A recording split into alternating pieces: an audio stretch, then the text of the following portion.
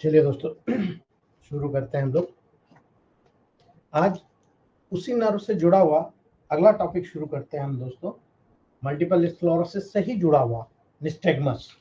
और निस्टेगमस के बाद हम लोग यहाँ पर ये समझते हैं कि नर्व के लेवल पर जो इंपल्सेस आते हैं तो कन्वर्जेंस में आते हैं, डायवर्जेंस में आते हैं, सम्मेशन कैसा होता है, कैसे आपके बॉडी में काम कर रहा है, और उसके बाद देखिएगा आप अपने प्रोटोकॉल को आप सेट कर सकते हो। अपने प्रोटोकॉल को अकॉर्डिंग की कंडीशन, सेंसरी है, मोटर है ना, कहां से कहां जा रहा है, उसका काम क्या है, कम करना फंक्शन को, ज्यादा करना, दोनों को समझकर आप वहां पर अपने प्रोटोकॉल्स को दे सकते हो। ऑर्गन्स की रेमेडी सब मालूम है आपको, केवल वहां पर कैसे काम कराना है बस ये आपको पता होना चाहिए। नर्वस सिस्टम में काम करना है तो वर 1, वर 2, F1, A3, WE का प्रोटोकॉल पता होना चाहिए। सेंसरी नर्व पे काम करने वाली मेडिसिन आपको पता है S3C3। मोटर नर्व पे काम करने वाली मेडिसिन आपको पता है S5C5। इसके अलावा करना क्या है, केवल ऑर्गन की मेडिसिन उठाओ वहां पर दे दो आप। आज आपको समझ में आएगा। जब हम निस्टेगमस की बात करेंगे, हमने कल मल्टीपल स्क्लेरोसिस की बात की थी तो वहां पर S12, A3, C5, N1, G, Y, B, RE का प्रयोग किया था। मैंने मैक्सिमम RE का मैंने आपको बताया। अब यहां पर क्या करना है, मसल्स का मूवमेंट हो रहा है, एक्स्ट्रा ऑर्डिनरी मूवमेंट हो रहा है, हाइपर मूवमेंट हो रहा है, रिलैक्स कर दो। ठीक है, रिलैक्स कर दो, है ना। कैसे करोगे, क्यों करोगे, किसको करोगे, यहां पर समझना है निस्टेगमस के लेवल पर। आज जो हमारा प्रोटोकॉल बनेगा वो निस्टेगमस का बनेगा।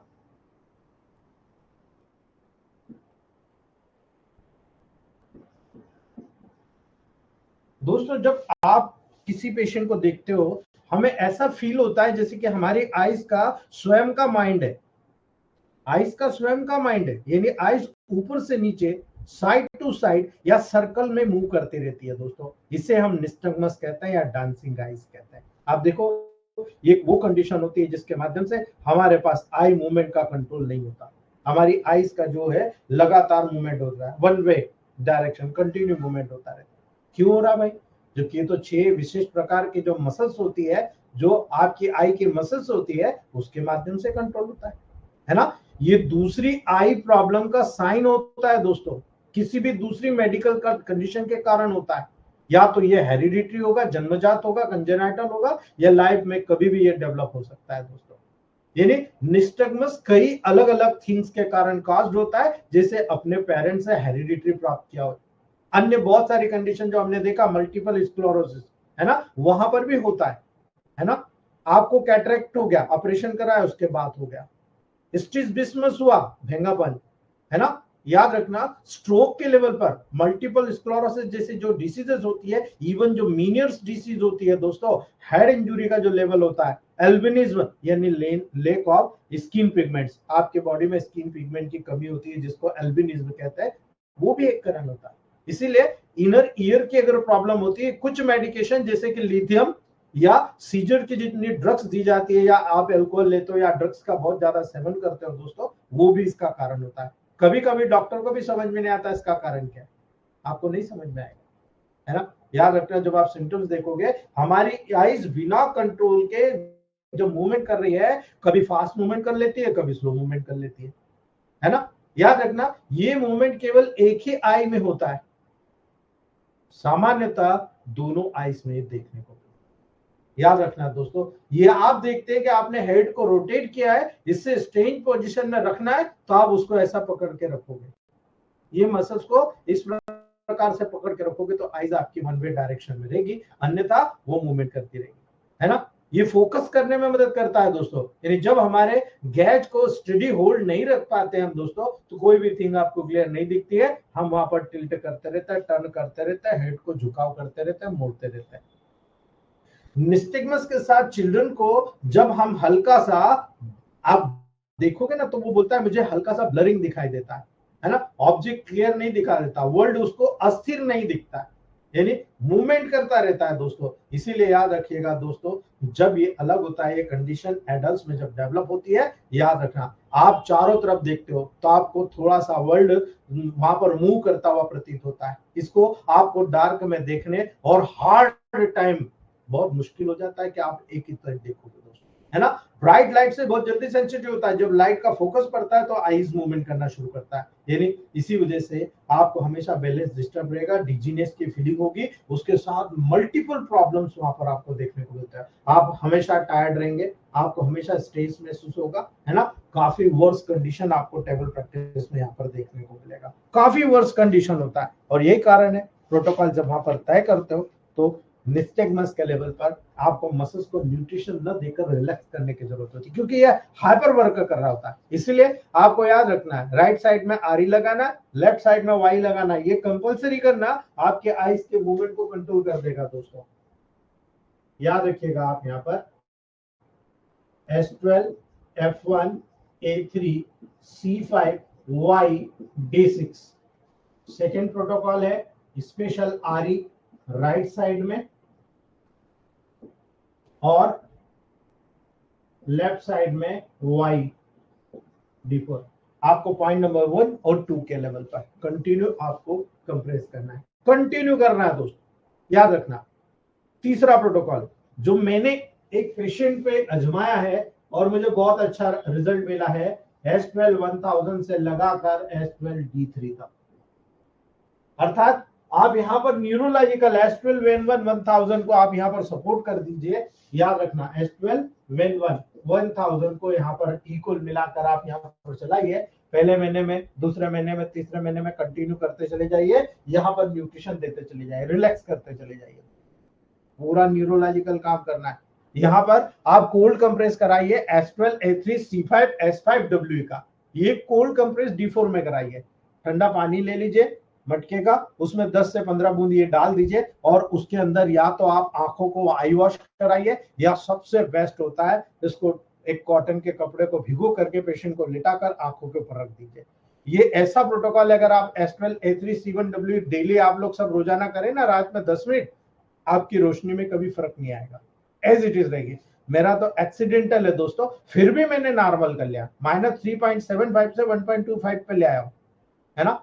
इसलिए मैं बहुत खुश हूं कि मैंने अपनी लाइफ को सेटल कर लिया आंखों के लेवल को, कि मैं यहां पर कंटिन्यू, अभी मैं एपीपी कंटिन्यू लगाता हूं दोस्तों, फिक्स है मेरा। नाइट में सोते समय आंखों की रोशनी बढ़ाने के लिए, स्ट्रेंथ के लिए, वहां पर नमी पैदा करने के लिए, आंखों की सुंदरता बढ़ाने के लिए मैं लगातार एपीपी को करीब करीब 3 से 4 साल से कंटिन्यू लगाते आ रहा हूँ, आंखों के नीचे लगाता हूँ दोस्तों। इसलिए ये सारी चीजें मैं प्रैक्टिकल आपको बताता हूँ जो मैं करता हूँ, ठीक है। तो उम्मीद करूंगा एक छोटी सी चीज थी जो आपको समझ में आ गई होगी।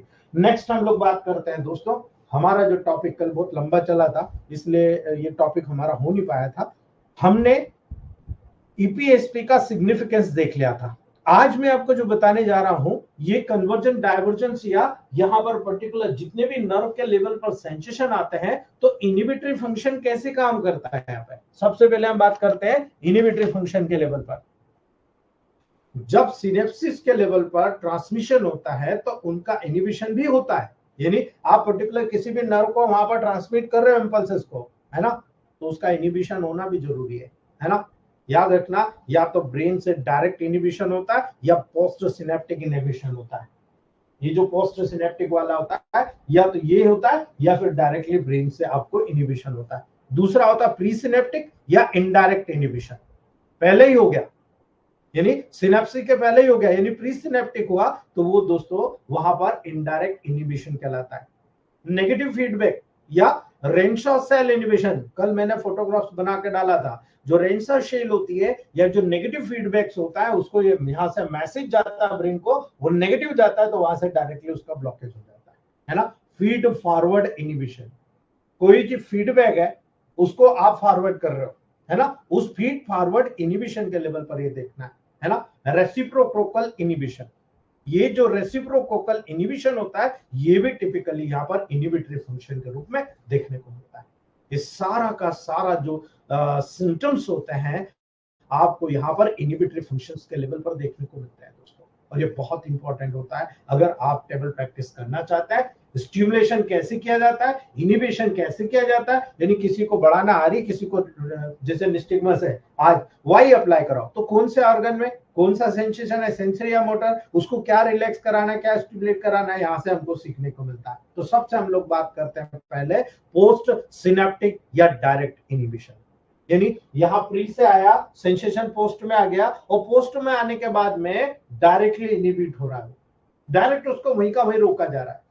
पोस्ट सिनेप्टिक इनिबिशन एक प्रकार का ऐसा सिनेप्टिक इनिबिशन होता है दोस्तों, जो एक एक्साइटेटरी न्यूरोट्रांसमीटर सब्सटेंसेस के बजाय प्री सिनेप्टिक टर्मिनल से एक इनिबिटरी न्यूरोट्रांसमीटर के रिलीज के कारण उत्पन्न होता है ना। मॉडर्न साइंस जितनी भी पेन किलर का उपयोग करती है, जितनी भी न्यूरोलॉजिकल मेडिसिन का उपयोग करती है ना, वो इसी प्रोसेस पे करती है दोस्तों, आपको ये पता होना चाहिए, है ना। यानी वहां पर जब आप इस कंडीशन को देख रहे हो कि कोई भी एक्साइटेटरी जो न्यूरोट्रांसमीटर सब्सटेंसेस होता है, जो उसको इंपल्सेस को एक्साइट करता है पर्टिकुलर, वो उसके बजाय जो प्री सिनेप्टिक टर्मिनल से एक एनिमेटरी ही न्यूरोट्रांसमीटर वहां से रिलीज हो जाए, वही का वही इनिबिट कर दे उसको, इसे हम डायरेक्ट इनिबिशन भी कहता है।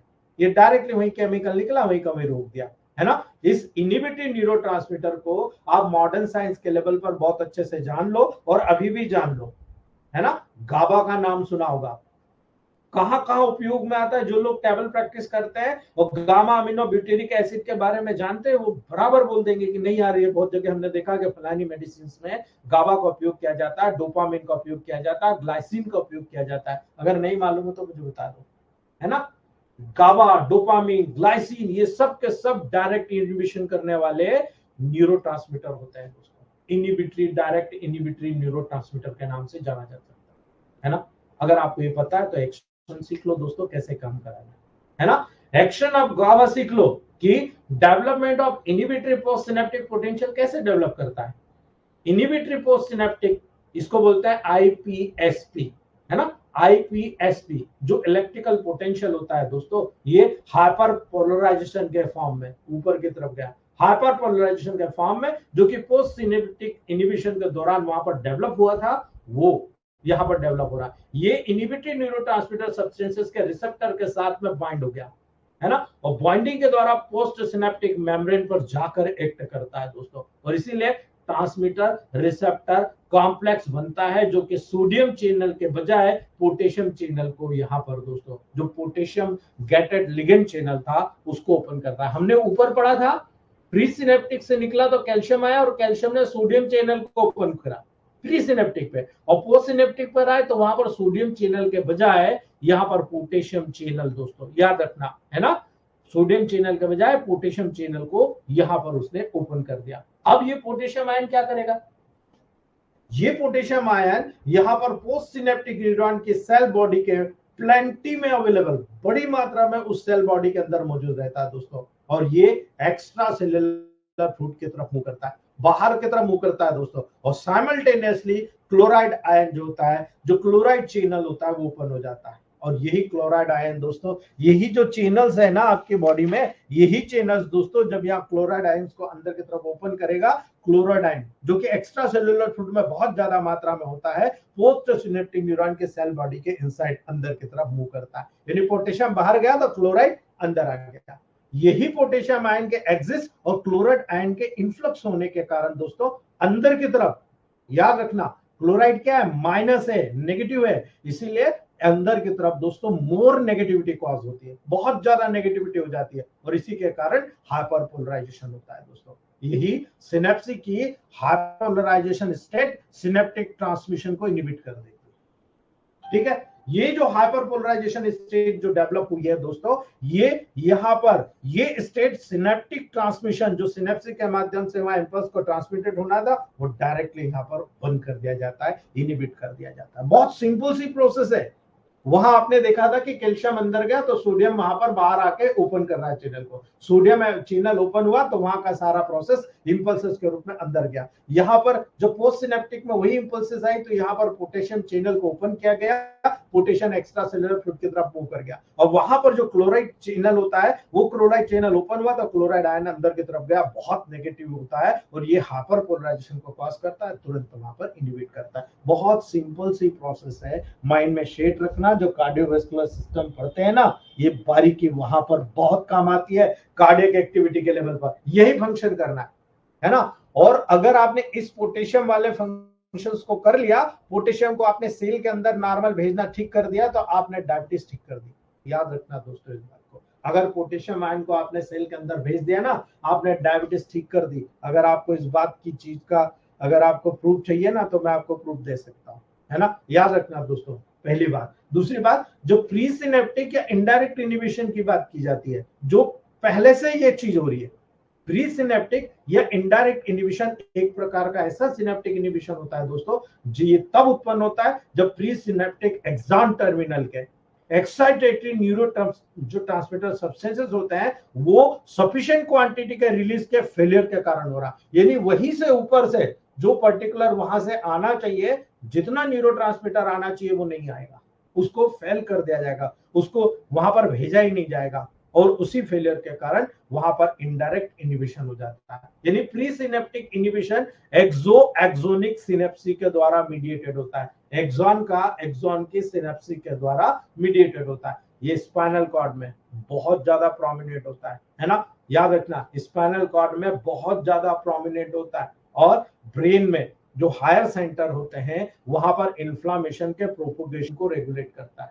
याद रखना कि बार बार ब्रेन में इन्फ्लामेशन नहीं होता ब्लड ब्रेन बैरियर के लेवल पर, इसलिए याद रखना दोस्तों, ये उसको प्रोपोगेशन में मदद करता है कि ब्रेन में हायर सेंटर में इन्फ्लामेशन का प्रोपोगेशन ना हो, अंदर न जा पाए, इसीलिए ये इनहिबिटरी कंडीशन वहां पर होती है। स्पाइनल कॉर्ड पे आप देखो, फट से आप स्पाइनल आई लगाओ, तुरंत रिजल्ट आता है। क्यों आता है? क्योंकि आप तुरंत एक्सोनिक फ्लो को इनहिबिट कर रहे हो। याद रख लेना इस बात को, ये आप इनडायरेक्ट इनहिबिशन करके प्री सिनेप्टिक तक सिग्नल ही नहीं जाने दे रहे हो, है ना, इसलिए पेन बंद होता है। याद रख लेना दोस्तों, नॉर्मली जो सिनेप्टिक ट्रांसमिशन के दौरान जो action potential pre synaptic neuron तक पहुंचती है, जो पोस्ट सिनेप्टिक न्यूरॉन में ईपीएसपी का डेवलपमेंट को प्रोड्यूस करती है, यानी वो एक्साइटेटरी पोटेंशियल को जब जनरेट करती है दोस्तों, वो जो प्रोसेस नॉर्मली होती है, किंतु स्पाइनल कॉर्ड में एक मॉड्यूलेटरी न्यूरॉन होता है जिसे आप प्री सिनेप्टिक इनहिबिटरी न्यूरॉन कहते हो।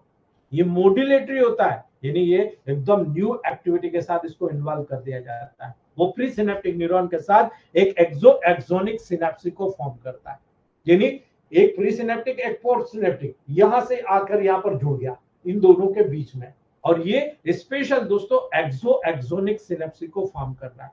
यही इनहिबिटरी न्यूरॉन दोस्तों प्री सिनेप्टिक न्यूरॉन को इनहिबिट कर देगा, उसको तुरंत इनहिबिट कर देगा। यही कारण है जितने भी प्री सिनेप्टिक न्यूरॉन होते हैं उसमें एक्शन पोटेंशियल को मैग्नीट्यूड को डिक्रीज करने का काम करता है, यानी जो इंपल्सेस बार बार आ रहे हैं ना, उस मैग्नीट्यूड को स्लो डाउन करता है। और यही कारण है smaller action potential calcium influx को रिड्यूस कर देता है। जो कैल्शियम इनफ्लक्स हो रहा था, अंदर आ रहा था, उसको रिड्यूस कर देता है। जब कैल्शियम अंदर आना रिड्यूस हो गया तो सोडियम बाहर जाना ही रिड्यूस हो जाएगा। इसी के कारण प्री सिनेप्टिक न्यूरॉन के द्वारा रिलीज जो न्यूरोट्रांसमीटर की जो क्वांटिटी होती है वो डिक्रीज होना शुरू हो जाती है।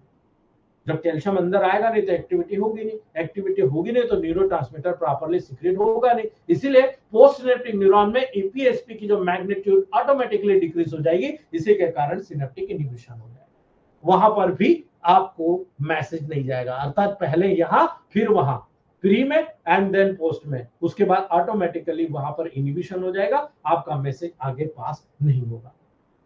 ठीक है। तीसरी बात, जब रेंशा सेल का इन्वॉल्वमेंट होता है तो रेंशा सेल या नेगेटिव फीडबैक इनहिबिशन, यानी आप आपकी बॉडी में जैसे हार्मोन इंडोक्राइनोलॉजी पढ़ते हो तो वहां पर पता लगता है बॉडी में कि फलाना हार्मोन ज्यादा बना हुआ है, तो वहां से उस हार्मोन का बनना पर्टिकुलर ग्लैंड में से रिड्यूस हो जाता है। ये जब नॉर्मल से नीचे जाता है फिर उस ग्लैंड को स्टिमुलेशन होता है, फिर वो अपना सिक्रेशन बढ़ाती है। ऐसे ही यहां पर भी होता है।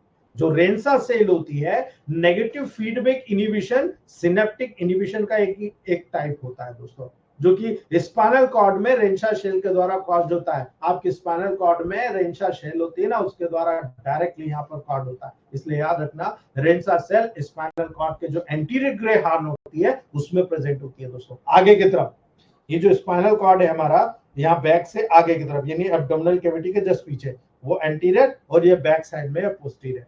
जो एंटीरियर ग्रे हॉर्न होता है दोस्तों, उसमें प्रेजेंट स्मॉल मोटर न्यूरॉन्स में प्रेजेंट रहती है दोस्तों। इसीलिए anterior nerve root nerve fibre को कंसिस्ट करती है। इसकी जो एंटीरियर नर्व रूट होती है नर्व फाइबर को वहां पर कंसिस्ट करती है, जो स्पाइनल कॉर्ड को लीव करता है। अर्थात जब आप टेबल प्रैक्टिस में देखते हैं ये स्पाइनल कॉर्ड है, तो यहां से ब्रेन से आया, यहाँ पर ये नर्व फाइबर आया, ये नर्व फाइबर है ना, अब यहां से ये बाहर जा रहा, ठीक है। ये नर्व फाइबर जो बाहर जाता है, जो प्लेक्सस बनाता है, ये वहां पर आपको देखने को मिलेगा। ये जो स्मॉल यहाँ पर मोटर न्यूरॉन्स होते हैं जो यहाँ पर कंसिस्ट होते हैं, वो नर्व रूट के इसी नर्व फाइबर के माध्यम से कंसिस्ट होता है, जो स्पाइनल कॉर्ड को लीव करते हुए बाहर जाते हैं।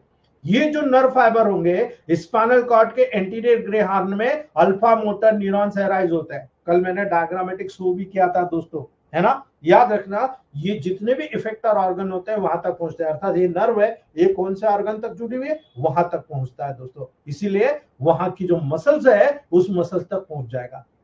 कुछ फाइबर कोलेटल्स कर जाते हैं, याद रखना, कुछ फाइबर कोलेटल्स कर जाते हैं जो रेंसा सेल पर टर्मिनेट करता है और स्पाइनल कॉर्ड पर लीविंग के बजाय वहां पर इंस्टीट करता है ना, वहीं पर रुक जाता है। यानी कुछ फाइबर स्पाइनल कॉर्ड से बाहर निकले और कुछ रेंसा सेल से बाहर निकले, लेकिन ये फाइबर यहाँ स्टेबल है, जुड़ा हुआ है, और ये रेंसा सेल के माध्यम से जुड़ा हुआ है। इसीलिए जब भी मोटर न्यूरॉन मोटर इंपल्सेस को सेंड करता है दोस्तों, तो कुछ इंपल्सेस इसी कोलेटरल के थ्रू पास के द्वारा रेंसा सेल तक पहुंच जाती है कि ये जो इंपल्सेस आगे जा रही है ये सही जा रही है या नहीं जा रही।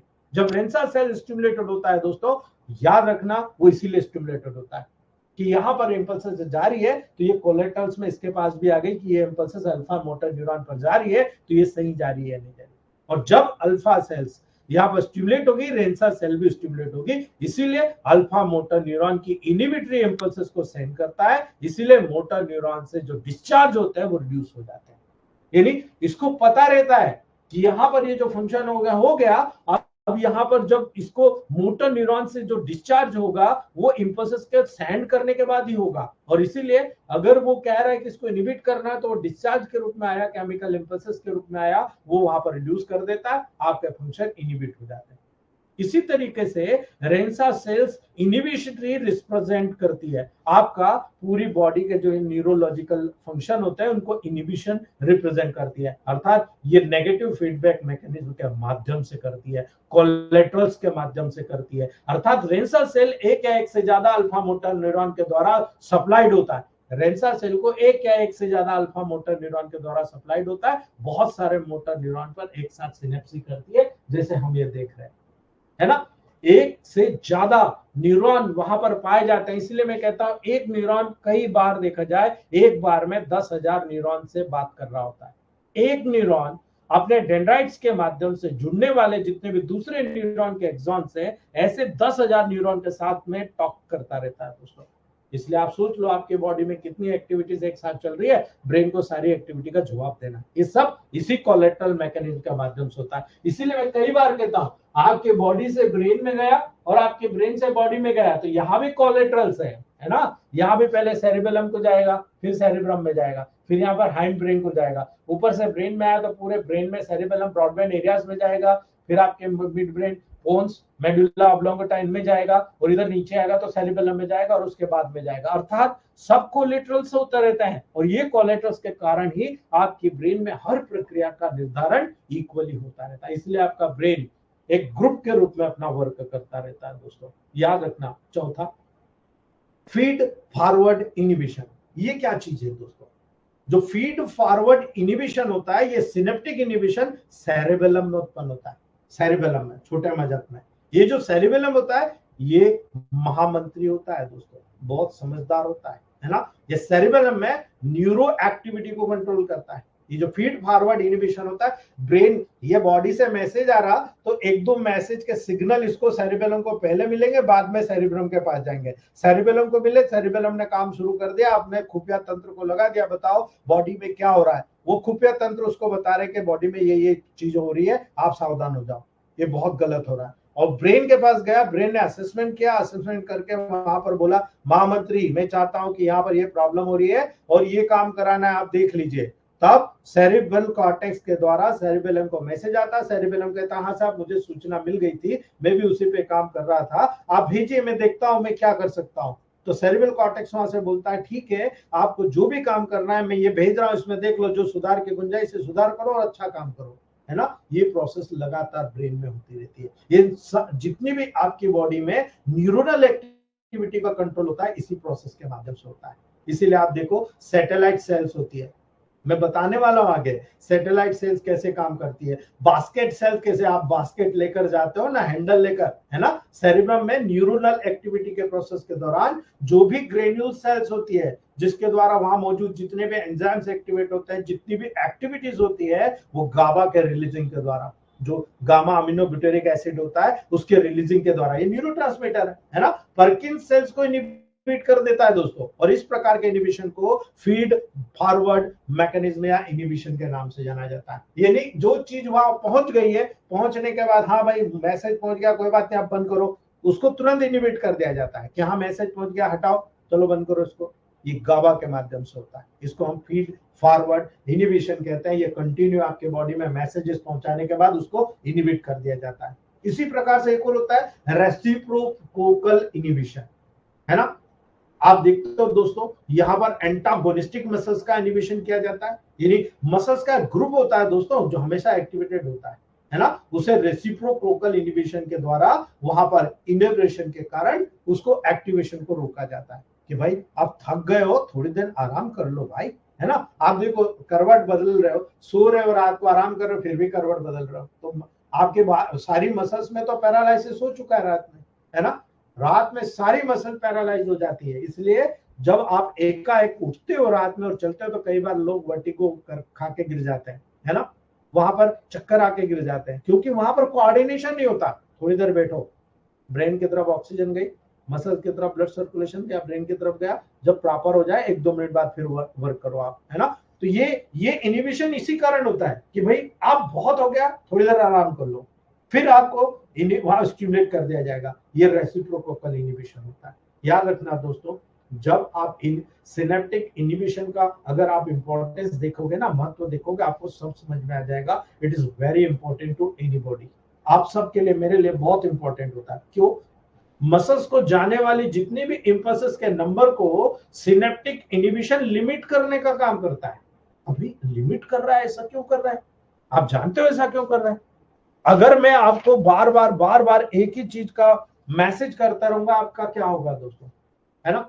याद रखना दोस्तों, जब मसल्स को अप्रोप्रिएटली एक्ट करने के लिए इनेबल बनाने का काम करता है, सक्षम बनाने का काम करता है, यानी आप एक ही चीज बार बार रिपीट करोगे तो आदमी बोर हो जाएगा, फिर वो काम नहीं करेगा, है ना। यहां मसल के लेवल पर भी होता है, उसको इनिबिट करके रखा जाता है। हाँ हो गया ना, आपको मैसेज मिल गया ना, चलो छोड़ो इसको, रोको, चलो ठीक है अगली बार देखेंगे, चलो आगे बढ़ो, है ना। वो इंपल्सेस को कहता है दूसरी जगह जाओ, यहां हो गया काम। ये अप्रोप्राइट एक्ट करने के लिए सक्षम बनाने का गुण होता है दोस्तों। उचित रूप से जब जरूरत होती है ना, तब वहां पर आपको वर्क करना। इसीलिए ये इनिबिटरी इंपल्सेस के एग्जैक्ट नंबर को सिलेक्ट करने में मदद करता है। आपके बॉडी में कोई काम अगर कराना है तो बार बार अगर एक ही चीज को ज्यादा स्टिमुलेट, भाई मैं आपको 10-15 दिन जो आपको बहुत पसंद है, पूरे सुबह दोपहर शाम रात को सब वही खिलाऊं, रबड़ी पसंद है खाया करो, कितने दिन खाओगे? 15 दिन बाद रबड़ी खाना बंद हो जाएगी आपकी, दोबारा खाओज के लिए, है ना। क्यों हो रहा है? अजरन हो गया। तो यही कारण है, बॉडी यहाँ पर आपके जितने भी इनिबिटरी इंपल्सेस है उसको एग्जैक्ट नंबर में कितनी जरूरत है उतने सेलेक्ट करने में मदद करता है दोस्तों। यही एक्सिस 1 को ओमिट कर देता है। आपकी बॉडी एक्सिस बहुत ज्यादा जो आ रहा है उसको ओमिट कर देगा, ब्लॉक कर देगा। इसीलिए बॉडी में वेरियस मूवमेंट प्रॉपरली और एक्यूरेटली परफॉर्म होने वाले कंडीशन को मेंटेन करता है। यही कारण है, इसी सिनेप्टिक इनिबिशन के प्रोसेस के माध्यम से आपकी पूरी बॉडी का फंक्शन नॉर्मलाइज होता है दोस्तों। एक्यूरेटली परफॉर्म करना है ना, ये करना है। और यही गुण होता है आरी राइट साइड, लेफ्ट साइड वाई। आप कर क्या रहे हो? आपकी बॉडी में पॉजिटिव नेगेटिव को बैलेंस कर रहे हो। याद रख लेना इस बात को, है ना। एग्जैक्ट कारण यही होता। जब एक पॉइजन, एक छोटा सा उदाहरण बता रहा हूं, आप नॉक्स वोमिका यूज करते हो ना, उसमें क्या होता है, एक पॉइजन जिसे आप स्ट्रिचनिन कहते हो, ये एल्कलॉइड से, है ना, बॉडी में जब इंट्रोड्यूस हो गया तो क्या करेगा, ये सिनेप्टिक लेवल पर इनिबिशन फंक्शन को डिस्ट्रॉय कर देता है। ये जो इनिबिटरी फंक्शन है जो इसको बॉडी को बैलेंस कर रहा है, इसको तुरंत डिस्ट्रॉय कर देगा। इसके परिणामस्वरूप क्या होगा दोस्तों, स्लाइट स्टिमुलेशन के साथ प्राय कंटिन्यूस कन्वल्सिव कॉन्ट्रैक्शन शुरू हो जाएंगे आपको। अब आप सोचिए, यानी यहां पर आपका इनिबिशन हो जाता था तो आप एक्यूरेटली फिर से तैयार हो जाते थे। लेकिन यहाँ तो स्लाइट स्टिमुलेशन का थोड़ा सा भी स्टिमुलेशन हुआ तो आपका जो पर्टिकुलर फंक्शन है नर्व का कंटिन्यूस कन्वल्सिव कॉन्ट्रैक्शन शुरू हो जाएगी। आप रोक ही नहीं रहे हो, आप रोकोगे नहीं तो कन्वर्शन रुक रहे हैं क्या, लगातार होते चले जाएंगे। यह हमारे वाई का रोल है ना, याद रखना दोस्तों, यहां पर हमारे वाई का रोल है। इसीलिए स्लाइट स्टिमुलेशन के साथ प्राय कंटिन्यू कन्वल्सिव कॉन्ट्रैक्शन होते हैं। नर्वस डिसऑर्डर के लेवल पर आप चले जाओ दोस्तों, कब, जब आपको न्यूट्रिशन की जरूरत होती तब, या पर्टिकुलर वहां पर किसी प्रकार का कोई ऐसा फंक्शन होता है जहां पर आपको उस चीज को तय करने की जरूरत होती है, वहां पर चले जाओ, है ना। वहां पर जितने भी सिस्टम होते हैं उनमें इनिबिटरी सिस्टम इंपेयर्ड हो जाता है।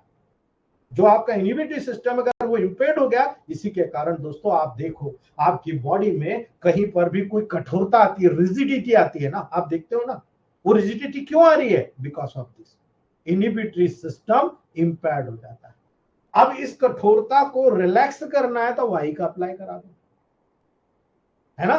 पूरी चीज मैंने वास्तविकता के साथ आपके सामने रख दी है। उम्मीद करूंगा ये पूरी फंक्शन आपको समझ में आना चाहिए। नाउ अब हम ये 4 फंक्शंस के बारे में समझने की कोशिश करते हैं। अगर ये समझ में आ गए तो अभी तक मैंने जो मेहनत करी है न्यूरोट्रांसमीटर के लेवल पर काम कराने की, कि कहां पर आपको ब्लड सर्कुलेशन बढ़ाना है, बी का प्रयोग कीजिए, कहां पर नर्व का डैमेज को ठीक करना है, जी का प्रयोग कीजिए, कहीं पर नर्व का स्टिमुलेशन कम हो रहा है, आरी का प्रयोग कीजिए, स्टिमुलेट करना है, आरी का प्रयोग कीजिए, रिलैक्स करना है, वाई का प्रयोग कीजिए। पूरा मैंने आपको बताया दोस्तों। नाउ अब हम लोग जो बात करते हैं वो चलता है प्रॉपर्टी ऑफ सिनेप्सी। अगर आप सिनेप्सी करा रहे हो, हमको ये समझ में आ गया कि इसको स्टिमुलेट करना है तो इनिबिटर करना है या उसको स्टिमुलेट करना, दोनों प्रोसेस हमने समझ ली। आज हम बात करते हैं कि सिनेप्सी की प्रॉपर्टी क्या, गुण क्या है। सबसे पहले बेल मेजेंडिक लॉ, याद रखना दोस्तों, बेल मेजेंडिक या मेजेंडिंग लॉ, ये बहुत इंपॉर्टेंट होता है वन वे कंडक्शन, है ना। याद रखना दोस्तों, वन वे कंडक्शन के थ्रू बेल मेजेंडिक लॉ के अकॉर्डिंग सिनेप्सी में वन डायरेक्शन में ही केवल ट्रांसमिशन होता है दोस्तों। यानी एक बार सिनेप्सी हुई यहां से, ये प्री सिनेप्सी है तो पोस्ट सिनेप्सी है, वन वे होता है, रिटर्न नहीं होता, है ना। याद रख लेना, from presynaptic to postsynaptic neuron.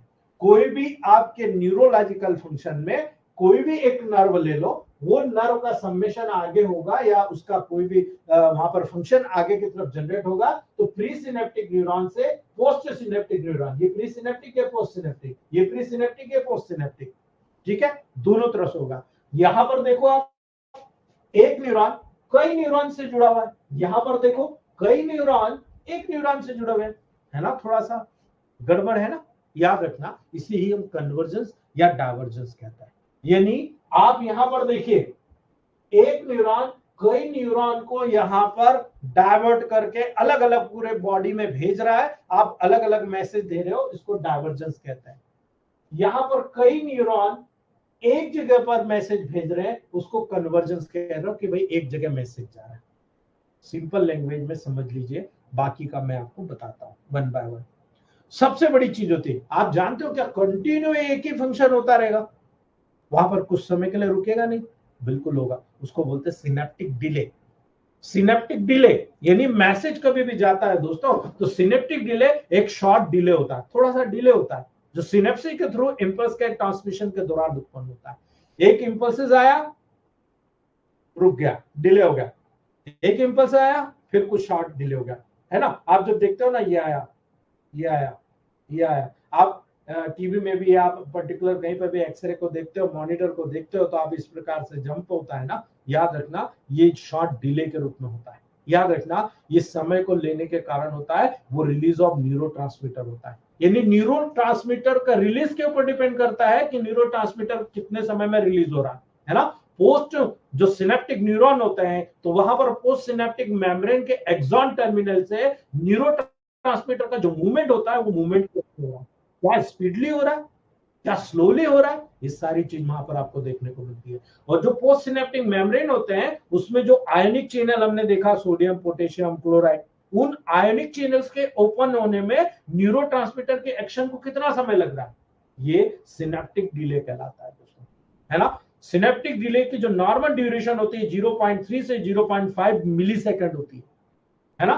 0.3 से 0.5 मिली सेकंड होती है। इसीलिए जितनी भी एक्टिविटी देखोगे आपके बॉडी में बहुत सारी रिफ्लेक्स एक्टिविटी होती है ना, उसके रिएक्शन के लिए जो टाइम होता है वो सिनेप्टिक डिले के कारण होता है ना। आपने कोई खाना ऐसा खाया कि वो गड़बड़ हो रहा है, आपको लग रहा वॉमिटिंग आ गया, भागते हो और कुछ क्षण बाद वॉमिटिंग हो जाती है, होता है ना। ये रिफ्लेक्स एक्टिविटी के रिएक्शन टाइम के लिए जो सिनेप्टिक डिले होता है वो एक कारण होता है कि सिनेप्सी के प्रोसेस में इतना समय लगेगा तब जाकर वो वहां पर होता है। इसलिए याद रखना सिनेप्टिक डिले का डिटरमिनेशन करना बहुत महत्वपूर्ण होता है दोस्तों। क्यों महत्वपूर्ण होता है ना, कल बताऊंगा, गायब मत होना। वीकनेस क्या होता है, फटीग क्या होता है, वीकनेस क्या होता है, फटीग क्या होता है, दोनों के प्रोटोकॉल कल बताऊंगा आपको मैं, याद रख लेना दोनों के protocol.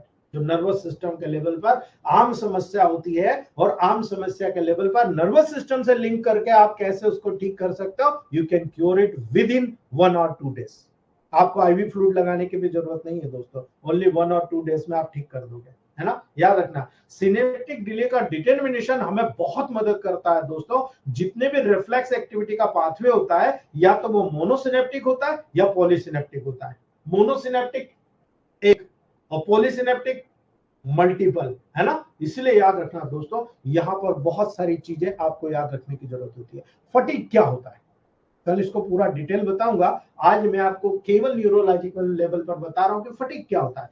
Fatigue continuous muscular activity के दौरान सेरिब्रल कॉर्टेक्स का जो फ्रंटल लोब है उसके जो मोटर एरिया में प्रेजेंट जो बैच सेल्स होती है दोस्तों, उसके साथ फटीग की सीट सिनेप्सिस को बनाती है। यहां पर जो फटीग की सीट होती है वो फटीग की सीट जो होता है सिनेप्सी को बनाती है दोस्तों। यानी सिनेप्सी पर फटीग न्यूरोट्रांसमीटर सब्सटेंसेस के डिप्लेशन के कारण होती है। जो एसिटाइल कोलिन होता है ना, मैंने बताया था, वो एसिटाइल कोलिन वहां कम हो जाता है, डिप्लेशन हो जाता है, उसी के कारण होता है। और एसिटाइल कोलिन के डिप्लेशन के 2 फैक्टर के कारण होती है ना। इसकी एक्शन के तुरंत बाद एसिटाइल कोलिस्ट्रेज के द्वारा इस एसिटाइल कोलिन को डिस्ट्रॉय कर दिया जाता है। इसीलिए उसको बनने में, अगर मान लो रिपीटेड एक्टिविटी हो रही है तो उसको बनने में टाइम लगता है, इसलिए थकान आना शुरू हो जाती है। कंटिन्यूस एक्शन आप कर रहे हो, आपके बॉडी में आप कंटिन्यूस एक्शन कर रहे हो, न्यू एसिटाइल जो कोलिन वहां पर होता है वो सिंथेसिस ही नहीं हो पा रहा, है ना। याद रख लेना न्यूरोट्रांसमीटर जो एसिटाइल कोलिन होता है अगर वो बनता रहेगा आपके मसल्स की कंटिन्यू एक्टिविटी होती रहेगी। लेकिन जब एसिटाइल कोलिन के फंक्शन के बाद जो कोलिस्ट्रेनेज एंजाइम होता है, एसिटाइल कोलिस्ट्रेनेज एंजाइम, वो वहां पर बनकर इसको डिजनरेट कर देता है ना। तो एसिटाइल कोलिन डिजनरेट हो गया, आपको फटीग हो गया। याद रखना फटीग का ये कारण है भाई, आपको न्यूट्रिशन देने की जरूरत है ना। और न्यूट्रिशन के साथ में आप अगर यहाँ पर जनरल टॉनिक में C4 दे दो, है ना, रामबाण रिजल्ट मिलता है। याद रख लेना, आप करके देख लेना दोस्तों, ठीक है। याद रखिएगा सम्मेशन की बात करते हैं, ये सम्मेशन है दोस्तों, ये जो सम्मेशन है, यानी सम्मेशन क्या हो रहा है दोस्तों, एक सिनेप्सी में सम्मेशन बहुत सारे सिमिलर इंपल्सेस या स्टिमुलाई के एग्रीगेशन और फ्यूजन को कहते हैं। यानी कई न्यूरॉन्स आए, सब अलग अलग इंपल्सेस लेकर आए, लेकिन उनके इंपल्सेस या स्टिमुलाई का एग्रीगेशन एक जगह हो गया। ये आए और यहां पर एक जगह एक न्यूरॉन्स में एग्रीगेट कर दिया आपने दोस्तों, है ना। यानी यहां पर जब इस प्रकार का फ्यूजन हुआ, सिंगल इंपल्सेस सिनेप्सी में कोई रिस्पॉन्स प्रोड्यूस नहीं करता है। अगर सिंगल इंपल्सेस आया किसी भी एक नर्व से वहां पर, तो वो कोई भी रिस्पॉन्स प्रोड्यूस नहीं करता। लेकिन जब बहुत सारे इंपल्सेस कलेक्टिवली 1 2 3 4 कलेक्टिवली एक साथ आ रहे हैं दोस्तों, तो एक रिस्पॉन्स को कॉज करता है। एक रिस्पॉन्स तुरंत वहां पर जनरेट होता है और जो काम के लिए आपने इंपल्सेस किया इमीडिएटली वो काम को कंफर्म करता है। दूसरे शब्दों में आप इसको ये कहिए, post synaptic neuron excitatory post synaptic potential में जो इफेक्ट्स होता है उसका फ्यूजन होता है या प्रोग्रेसिव इंक्रीज होता है, ठीक है। यहां पर प्रोग्रेशन हुआ, यहां से आया पोस्ट सिनेप्टिक में, यहां से आकर सब एक एकत्रित हो गया, उसकी ताकत बढ़ गई, है ना। और ये उसके इंपल्सेस के प्रोग्रेशन को इंक्रीज कर देता है। यानी जब आप बटे हुए थे तो कमजोर थे, लेकिन आप जब इकट्ठे हो गए आप मजबूत हो गए, और यहां पर एक्शन पोटेंशियल को बहुत तेजी के साथ प्रोग्रेस करके आपने इंक्रीज कर दिया। ये सारी प्रोसेस यहां पर देखने को मिलती है दोस्तों। जब बहुत सारे excitatory pre synaptic excitatory terminal वहां पर साइमल्टेनियसली लगातार स्टिमुलेटेड होते हैं। Simultaneous stimulation of many pre synaptic fibre, जब एक नर्व के लेवल पर आ रहे हैं तो यहाँ पर action potential in initial segment of post synaptic neuron, जो पोस्ट सिनेप्टिक न्यूरॉन होता है वहां पर इकट्ठा एक बहुत ही फास्ट इंपल्स जनरेट हो जाता है दोस्तों। इसका पोस्ट सिनेप्टिक जो मेम्ब्रेन पोटेंशियल होता है बहुत लिटिल इफेक्ट होता है दोस्तों, इसीलिए जो थ्रेशोल्ड होता है उस थ्रेशोल्ड लिमिट तक नहीं पहुंच पाता, ताकि एक एक्शन पोटेंशियल को यहां पर प्रोड्यूस किया जा सके। याद रखना, यदि एक बार आया तो एक्शन पोटेंशियल जनरेट नहीं होगा, लेकिन कई सारा आया, एक साथ आया तुरंत, जब बहुत सारे pre synaptic excited terminal simultaneously stimulated होता है, बहुत सारे ईपीएसपी वहां पर साइमल्टेनियसली डेवलप हो जाएगी एक ही समय पर, है ना। जब एक सिंगल प्री सिनेप्टिक टर्मिनल बहुत सारे ईपीएसपी को रिपीटेडली स्टिमुलेट करते हुए देखेगी दोस्तों, वन आफ्टर अनदर, बार बार एक के बाद एक के बाद एक के बाद, है ना। तो ये केसेस में दोस्तों यहाँ पर पोस्ट सिनेप्टिक न्यूरॉन के जो एक्सॉन होते हैं उसके इनिशियल सेगमेंट में एक्सॉन पोटेंशियल को ट्रिगर करता है। यहाँ पर जब बार बार यहाँ पर एक आया, दो आया, तीन आया, या न्यूरॉन बार बार आया, आगे की तरफ जो एक्शन पोटेंशियल जनरेट होगा तुरंत एक स्ट्रॉन्ग इंपल्सेस को ट्रिगर करेगा। यानी एक बार आया ध्यान नहीं दिया, दो बार आया ध्यान नहीं दिया, तीन बार आया ध्यान नहीं दिया, लेकिन 4, 5, 6, 7, 8 एक बार एक साथ आ गया, तुरंत वहां पर इंपल्स जनरेट हो गया। इसीलिए दोस्तों जिस तरीके के द्वारा सम्मेशन, इसको हम बोलते हैं सम्मेशन, इकट्ठा हो जाना, सम्मेशन हो जाना, ये जिस प्रकार से सम्मेशन उत्पन्न होता है दो प्रकार में क्लासिफाइड करते हो दोस्तों। एक होता है स्पाटियल सम्मेशन, ये है स्पाटियल सम्मेशन, ये होता है टेम्पोरल सम्मेशन, ठीक है। स्पाटियल सम्मेशन एंड टेम्पोरल सम्मेशन, इस वर्ड पे जाइए, आपके पूरे प्रोटोकॉल तय हो जाएंगे दोस्तों। कैसे?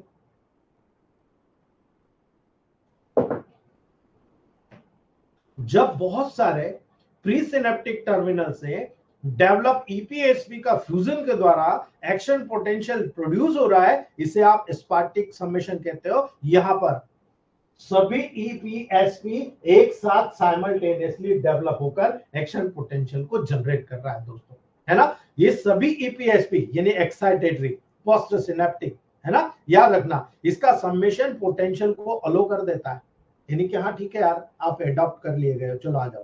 पोस्ट सिनेप्टिक न्यूरॉन में एक एक्शन पोटेंशियल का थ्रेशोल्ड लेवल पर पोटेंशियल को पहुंचाने में मदद करती है। यानी एक आया, ये एक्शन पोटेंशियल है, इसकी निर्धारित अवधि है, एक आया यहां तक गया, दूसरा आया यहां तक गया, तीसरा आया यहां तक गया, चौथा आया बिल्कुल इक्वली हो गया, तो वो थ्रेशोल्ड में पहुंच गया, उस थ्रेशोल्ड में पहुंचा के एक्शन पोटेंशियल जनरेट हो जाएगा, है ना। ये सभी ईपीएसपी का सम्मेशन पोटेंशियल को अलो कर देगा दोस्तों। यही कारण है जहां पर आईपीएसपी के सम्मेशन पोस्ट सिनेप्टिक न्यूरॉन में एक्शन पोटेंशियल के जनरेशन को प्रिवेंट करता है।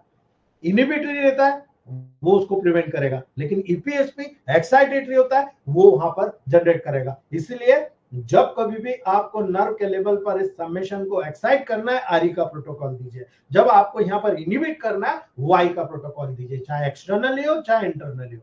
याद रख लेना इस बात को, ये महत्व आपको सम्मेशन का आगे पता चल जाएगा जब आप एक के बाद एक इस सम्मेशन के लेवल पर आगे की तरफ डिस्कशन करेंगे, है ना। याद रखना दोस्तों, ये जो स्पाटियल सम्मेशन तब उत्पन्न होता है जब बहुत सारे प्री सिनेप्टिक टर्मिनल साइमल्टेनियसली उस पर्टिकुलर ऑर्गन में स्टिमुलेट होते रहते हैं। यानी आपको पता है मल्टीपल न्यूरॉन्स है आपके बॉडी में, हम तो एक न्यूरॉन की बात कर रहे हैं, यहाँ तो मल्टीपल न्यूरॉन है और मल्टीपल न्यूरॉन पर्टिकुलर ऑर्गन में सप्लाई कर रहे हैं। कोलेटरल्स के लेवल पर भी हमने भी बात करी, रेनशॉ सेल के कोलेटरल्स के बारे में, यहाँ पर भी वही चीज नजर आ रही है। एक आया, एक से यहाँ पर देखो एक्शन पोटेंशियल को जनरेट कर दिया। ये बहुत इंपॉर्टेंट होता है स्पाटियल सम्मेशन के लेवल पर।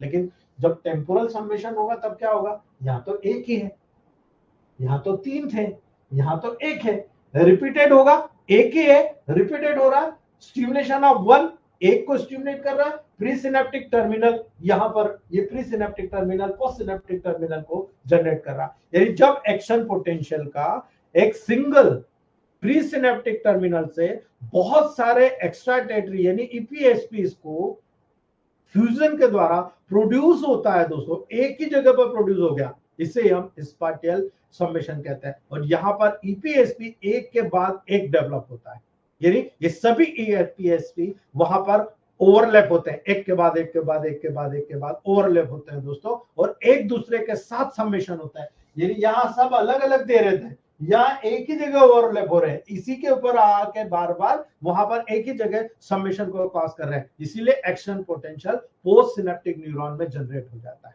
ओवरलैप एक के बाद एक, चल तू इतना गया, मैं तेरे से ऊपर जाता हूं, मैं तेरे से ऊपर जाता हूं, एक के बाद एक ओवरलैप होता जाएगा, पोस्ट सिनेप्टिक न्यूरॉन में जनरेट होता जाएगा, इसीलिए टेम्पोरल समेशन उत्पन्न होता है। यानी जब एक pre synaptic terminal repeatedly stimulate होता है, याद रखना बार बार आप उसको यहां पर स्टिमुलेट कर रहे हो दोस्तों, तो याद रखना आप इसी स्टिमुलेशन के कारण वहां पर आपको एक कंडीशन डेवलप होती है, यानी दोनों स्पाटियल समेशन और टेम्पोरल समेशन रिस्पांस के फैसिलिटेशन में एक बहुत ही इंपॉर्टेंट रोल प्ले करता है, जो यहां पर कन्वर्जेंस और डाइवर्जेंस दोनों की प्रोसेस में पार्टिसिपेट करता है। अब आपको यहां पर यह निर्भर करना है कि आपको कन्वर्जेंस कराना है या डाइवर्जेंस कराना है ना। जब आप कन्वर्जेंस कराते हो, यानी यहां पर इसकी जो इलेक्ट्रिकल प्रॉपर्टी होती है, सिनेप्सी की इलेक्ट्रिकल प्रॉपर्टी ईपीएसपी और आईपीएसपी होती है दोस्तों। यानी एक आपने बोर्ड, आपके गांव में ग्रिड है एमपीबी की, वहां से आपके घर में तार गाड़े गए पूरे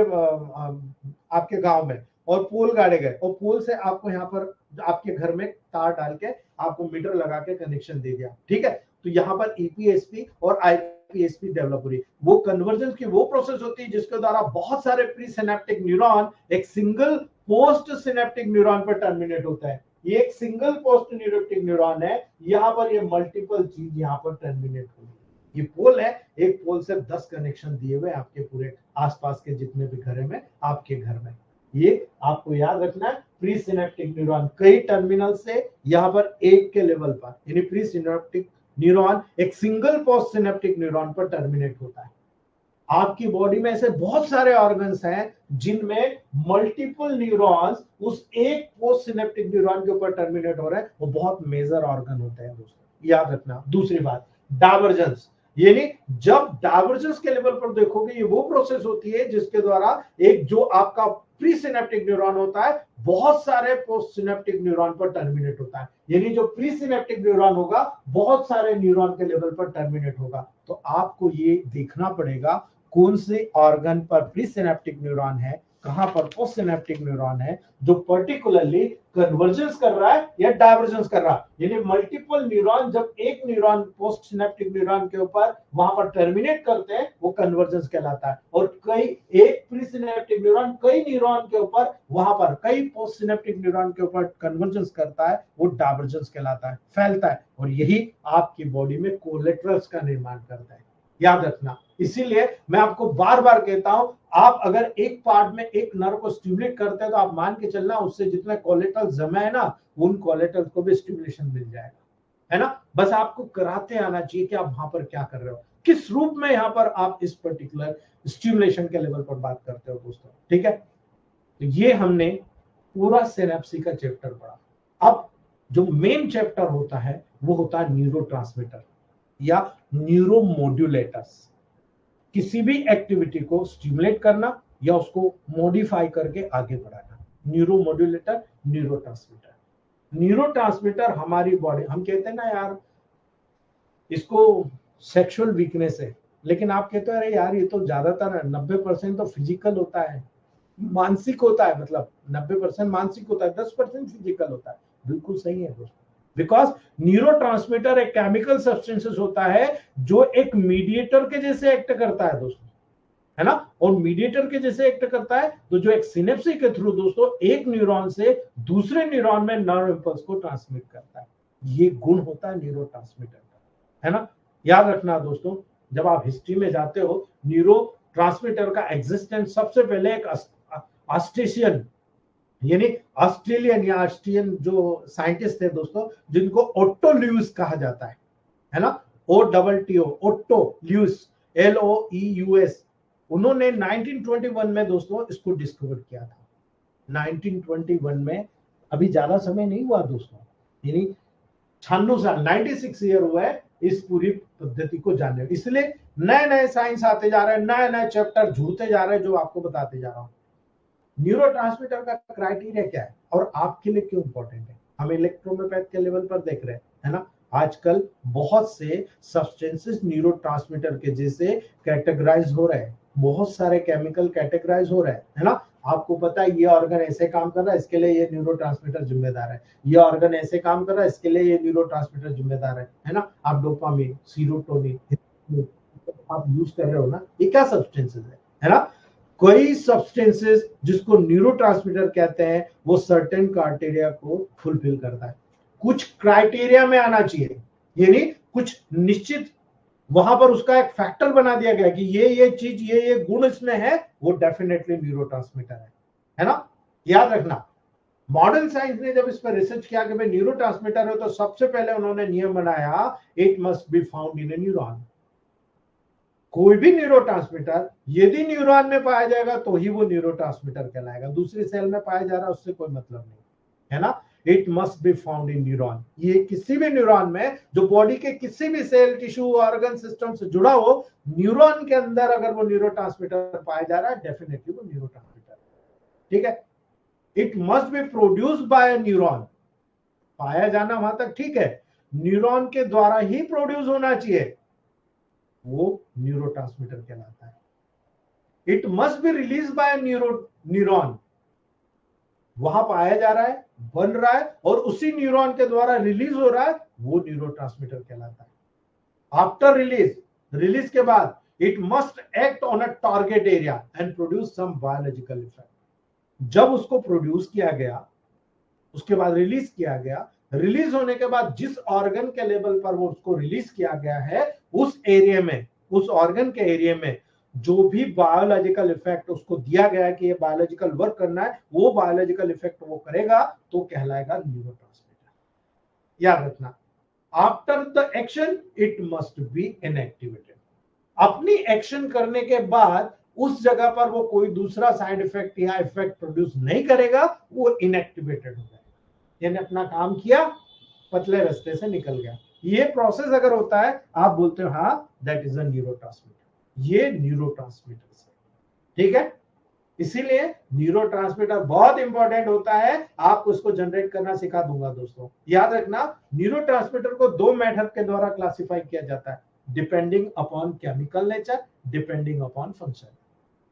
क्या ये किसी प्रकार का केमिकल नेचर है, और केमिकल नेचर है तो बताओ कौन से ऑर्गन में ये केमिकल बन रहा है, हम उसको स्टिमुलेट कर सकते हैं, ज्यादा बन रहा है हम उसको रिलैक्स कर सकते हैं, ठीक है। दूसरा, डिपेंडिंग अपॉन फंक्शन, ये सेंसरी है या मोटर है। अब समझ में आएगा कि पैरालिसिस के लेवल पर, सेंसरी मोटर न्यूरॉन के लेवल पर आपको क्या करना है दोस्तों, है ना। जब आप classification upon depending chemical nature पे बात करते हो, आपको पता होना चाहिए कि कौन सा केमिकल यहाँ पर रिलीज हो रहा है और उसका वर्क कैसा हो रहा है ना। ऐसा तो नहीं कि डोपामिन किडनी से रिलीज हो रहा है।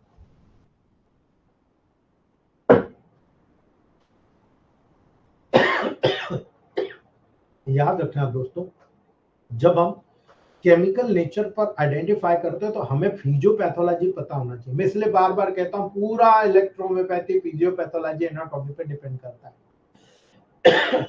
आप जब केमिकल नेचर को क्लासिफाई करते हो तो डिफरेंट केमिकल्स है आपके बॉडी में, उनके नेचर भी डिफरेंस है ना। बहुत सारे सब्सटेंसेस आपके बॉडी में पाए जाते हैं और उनको न्यूरॉन के डेवलपमेंट होने के कारण न्यूरोट्रांसमीटर के जैसे आप आइडेंटिफाई करते हो। जब केमिकल नेचर के ऊपर डिपेंड करेगा तो न्यूरोट्रांसमीटर को 3 ग्रुप में क्लासिफाई करते हैं। अब आपकी बॉडी में जो न्यूरॉन, जितने भी न्यूरॉन्स होते हैं, वहां पर अलग अलग नेचर के, अब आप कहते हो ना ऑर्गेनिक है, इनऑर्गेनिक है, आप बोलते हो ना, तो याद रखना सबसे बेस्ट होता है एमिनो एसिड्स। जानते हो आपको प्रोटीन डाइट क्यों दी जाती है? कितने लोग जानते हैं? सोचिएगा मेरी बात को, है ना, कभी फुर्सत मिलेगी तो बताऊंगा मैं।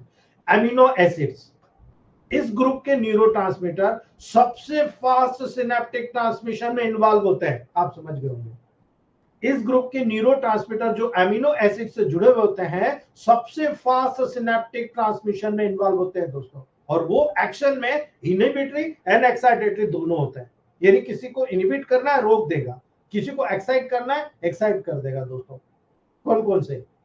गाबा, gamma amino butyric acid, gamma amino butyric acid, glycine, अरे ग्लूटामेट तो सुना ही होगा, glutamic acid, aspartate, aspartic acid, है ना, ये सब इस ग्रुप को बिलोंग करता है।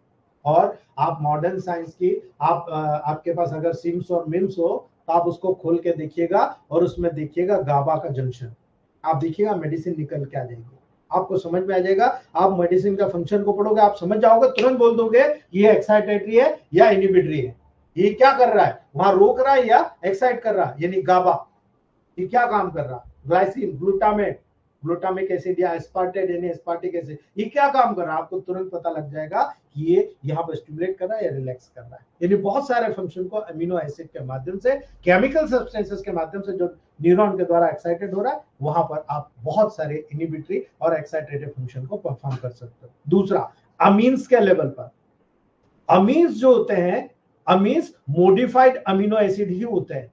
ये न्यूरोट्रांसमीटर स्लो सिनेप्टिक ट्रांसमिशन में इन्वॉल्व होता है। धीरे धीरे जो इंपॉर्टेंट काम होता है भाई, धीरे धीरे चलो, रास्ता मत भूलो, ये वो वाले काम में इन्वॉल्व होता है, स्लो सिनेप्टिक ट्रांसमिशन में इन्वॉल्व होता है।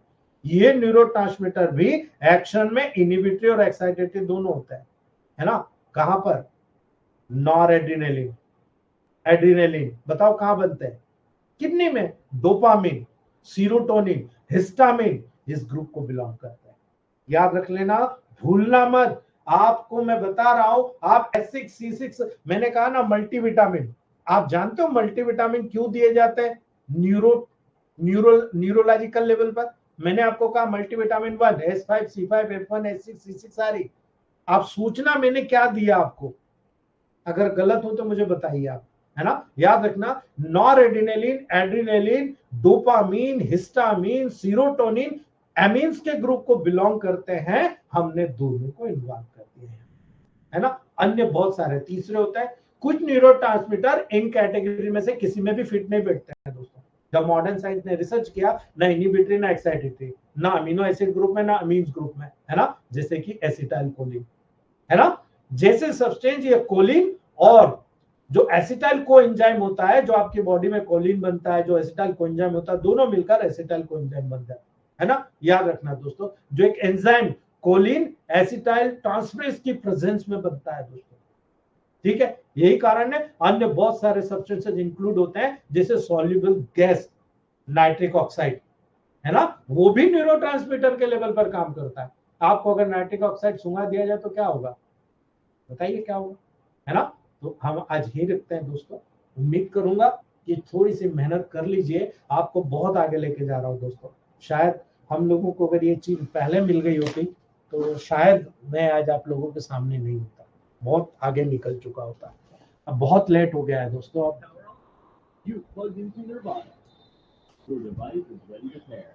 अगर कोई क्वेश्चन है तो आप लोग पूछ सकते हैं दोस्तों।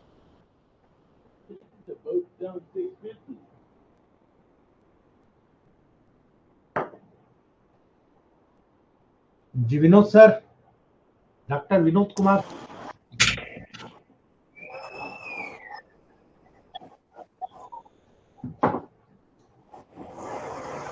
Vinod sir, Vinod sir. Good evening sir. Good evening sir, कैसे हैं, ठीक है आप? बिल्कुल ठीक हूँ दोस्त। मैं ये कहना चाह रहा हूँ डॉक्टर साहब कि ये जो एथलीट होते हैं जो अपने पास में न्यूरोबियन फोर्ट इंजेक्शन लेके आते हैं, तो इनका फंक्शन भी यही है, न्यूरोलॉजिकल से डायरेक्ट मसल पे वर्क करना। बहुत सही पकड़े हो गुरुदेव, मजा आ गया, अल्लाह अपनी मेहनत सफल हो रही है, सही है, बहुत बढ़िया सर। डॉक्टर साहब बिल्कुल क्लियर करते जा रहे हैं आप। अब समझने वाली बात ही क्या है, इसमें एक एक पॉइंट समझ में आता है आपका जो भी बताते हैं, मजा आ जाता है सर। आज जितने आपसे ही तो सीखे, जितना भी सीखे हैं सर। ना ना विनोद सर, देखो कंधे से आज आप सारी फैमिली में आप इस मतलब इस लेवल पर पहुंच गए हो कि आज आप दूसरों को गाइड कर रहे हो ना, यही चाहते हैं आप लोग। आज धनशी मैम को देखो, आप वो बहन मलिका मैम को देखो, आप सब लोग एक दूसरे को कितना गाइड कर रहे हो, यही चीज है। अगर ये लोग एक दूसरे के हाथ पकड़ लेना और बांध के ले जाए, कहाँ पहुंच जाएंगे बॉस। हम पीछे पूरी ईमानदारी से वर्क कर रहे हैं हम सभी ग्रुप के लोग। वही तो है ना सर, हम कितने आगे निकल गए, देखिए हम पलट के नहीं देख रहे सर। और नहीं तो देखो सर, डॉक्टर साहब ये डॉक्टर सतनानी है, कितने इंटेलिजेंट है, हर चीज का जवाब है उनके पास। ये बिल्कुल राकेश सर की बात अलग है। वो तो क्या है कि थोड़ा सा अभी पारिवारिक उसमें है, नहीं तो मुझे लगता है कि हमारे एमपी में नंबर 1 पोजीशन पर आ जाएंगे बहुत जल्दी। हर साइंस का नॉलेज, जी बिल्कुल सर, होना भी चाहिए। बिल्कुल okay sir, thank you so much. जी। जी सुनील अंगनानी जी, डॉक्टर सुनील अंगाने जी, सुनील अंगाने जी।